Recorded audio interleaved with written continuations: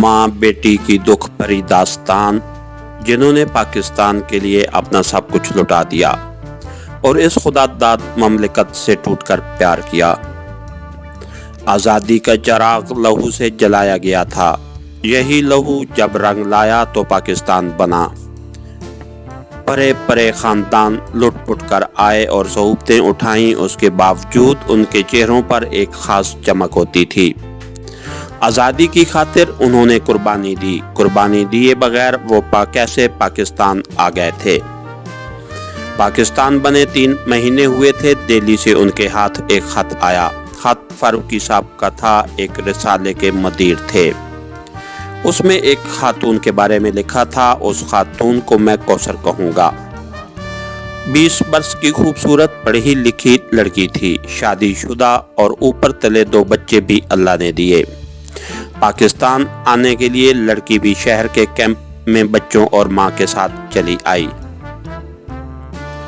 Camp में अफरा तफरी का समा था। मां बूढ़ी थी, लड़की जमा पूंजी, घर बार जायदाद छोड़कर आने का गम। जवान बच्ची, उसके छोटे छोटे बच्चे, खुद से लाचार, हाथ उठाकर बारी ताला से दुआ मांगती कि इतनी मोहलत जिंदगी की मिल जाए कि पाकिस्तान की दहलीज को सजदा कर लूं और आज़ादी की मट्टी नसीब हो जाए। दामाद जिद्दी और जाहिल था। तमाम उम्र कमियों पर हुकूमत की।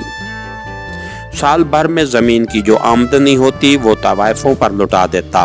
मौत के डर से बीवी और सास के साथ आ गया था, वरना अपना ऐशो आराम छोड़ने को तैयार न था। कौसर ने अफरा तफरी में बच्चों के लिए भुने हुए चने और मरमरे थैले में रख लिए थे।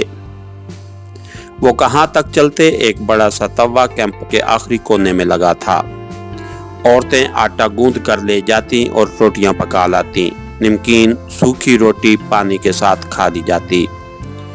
कौसर के हाथ में 12 चूड़ियां थीं और 4 अंगूठियां। मियाँ से चोरी उसने एक अंगूठी देकर आटा लिया, उसमें मुट्ठी भर नमक डलवाया, छटांक भर घी कागज में लेकर आई। मिट्टी की किनाली मांगकर आटा गूंथा और 10-12 रोटियां पका चीर के ले आई। बच्चे सुबह से भूखे थे, उन्हें खिलाया, मियाँ को खाना दिया। इतने में उनके महल्ले के 2 आदमी कैंप में पूछते पाछते उनके पास आए और कहने लगे, बलवाइयों का खतरा तो टल चुका है, आकर घर बार संभालो। ट्रेन के इंतजार में कब तक रहोगे, फिर जान की खैर तो ट्रेन में भी नहीं। आए दिन रेलगाड़ी रोककर खून बहाया जाता है। आधे लोग तो कट जाते हैं और आधों का भी पता नहीं पाकिस्तान जाते जाते क्या हशर होगा। माँ बाप की जायदाद छोड़कर जाने का फायदा क्या। अपने घर बैठो, रोजी रिज़्क तो खुदा देने वाला है। अभी ये बातें हो रही थीं कि शोर मचा। शाम को ट्रेन चलेगी, अपना अपना सामान बांध लो, रास्ते के लिए रोटी पानी साथ रखो। लोग बाग तैयारी करने लगे।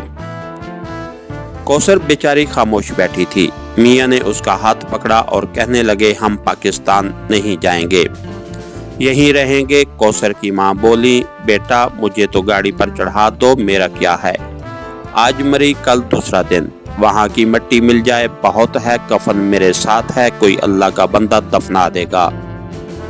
कौसर परेशान थी, क्या करे। मियाँ को छोड़ती है तो बच्चे तमाम उम्र के लिए बिछड़ जाएंगे। चाहने वाली माँ को बेयारो मददगार कहाँ छोड़े। अभी वो सोच रही थी कि मियाँ ने दोनों बच्चों को उठाकर कंधों पर बिठा लिया, गठरी हाथ में पकड़ी और बाहर का रुख किया। माँ ने उठकर कौसर को प्यार किया, कहने लगी, जिंदगी रही तो फिर मुलाकात होगी, वरना अशर के दिन मिलेंगे। कौसर का बुरा हाल था। रोती बिलकती मियाँ के पीछे चली, बार बार मुड़कर माँ को देखती। जान से अजीज माँ को छोड़ना आसान न था। अपने घर पहुंची, सारा घर वैरान और गलियां सुनसान देखकर कलेजा मुंह को आने लगा। किसका खाना और किसका पीना। वजू करके जाए नमाज बिछाई और नफल पढ़ने लगी। इतने में किसी ने मुखबरी कर दी। 3 हिंदू छुरे लेकर घर में घुस आए। शौहर तो पिछले दरवाजे से निकलकर भाग गया। कौसर को हिंदुओं ने पकड़ दिया। दान पात औरत कहाँ तक मुकाबला करती। اس کے کپڑے پھاڑ کر درندہ صفت ہندوؤں نے ہوس کی آگ بجھائی۔ اتنا رحم کیا کہ اس کے زیور نہ اتارے بچے دوسرے کمرے میں چارپائی کے نیچے چھپے بیٹھے تھے، ان کی جان بھی بچ گئی۔ شام گئے شوہر گھر آیا، کوثر کا حال زار دیکھ کر اس پر رحم کھانے کے بجائے اس نے ڈنڈا اٹھا کر مارنا شروع کر دیا کہ تو مر جاتی مگر اپنے آپ کو ان کے حوالے نہ کرتی۔ ایک ڈنڈا اس کے سر پر لگا، خون بہا اور وہ بالکل ہی اپنے ہوش و حواس کھو بیٹھی۔ موت تو نہیں آئی مگر دکھوں نے اس کا دماغ سلب کر دیا۔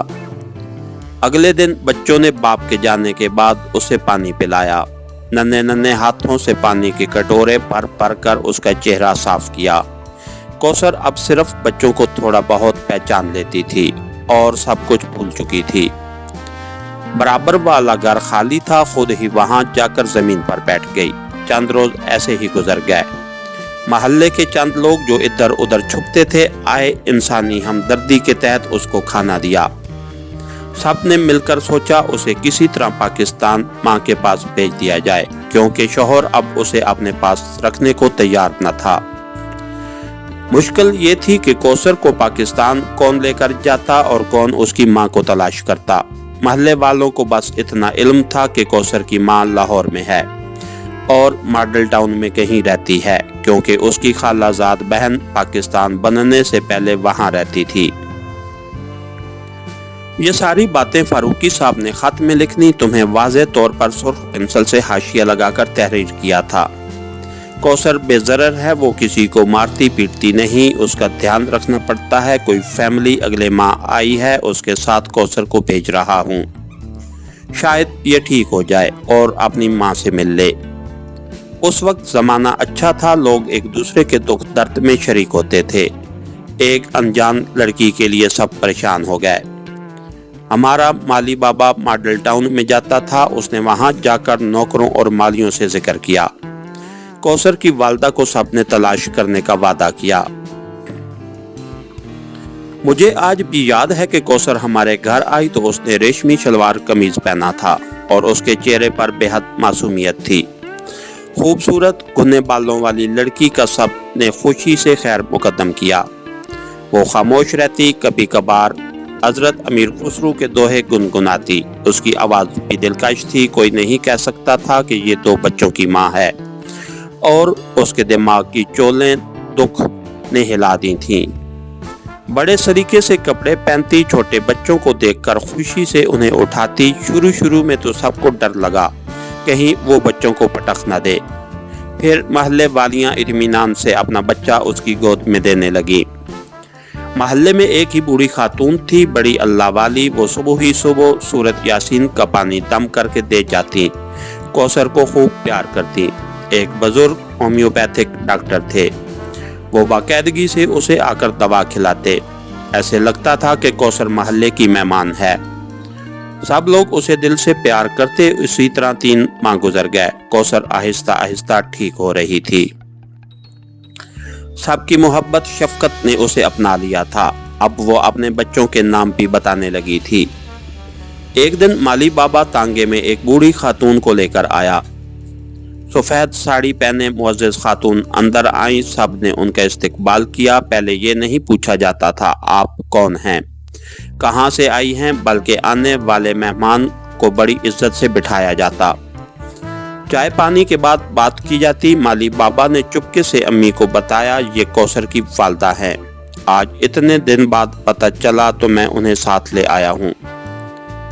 ابھی وہ چائے پی رہی تھی کہ کوثر برآمدے میں آئی، ایک لمحے کے لیے ٹھٹک گئی، کچھ نہیں بولی، اس کی آنکھیں جیسے جم کر رہ گئیں، بغیر پلک جھپکائے وہ دیکھتی رہی۔ ماں بے قرار ہو کر اٹھی اور جا کر بیٹی سے لپٹ کر رونے لگی۔ تھوڑی دیر بعد کوثر کو ہوش آیا اور وہ اماں کہہ کر بری طرح چیخیں مارنے لگی۔ اس کی چیخیں سن کر سارا محلہ اکٹھا ہو گیا۔ وہ بوڑھے ڈاکٹر بھی آ گئے جو اس کا علاج کر رہے تھے۔ انہوں نے عورتوں کو پرے ہٹایا اور کہنے لگے کوثر کو رونے دو، چیخنے دو، اس کی بڑاس نکل جائے گی اور وہ ٹھیک ہو جائے گی، اسی میں اس کی بھلائی ہے۔ 10-15 मिनट तक कौसर चीखें मारती रही, फिर वो बेहोश होकर गिर गई। डॉक्टर साहब ने कोई दवा दी। कौसर को होश आया तो वो निडाल हो चुकी थी। आंखें बंद करके लेट गई। उसे तमाम बातें याद आ गई थी।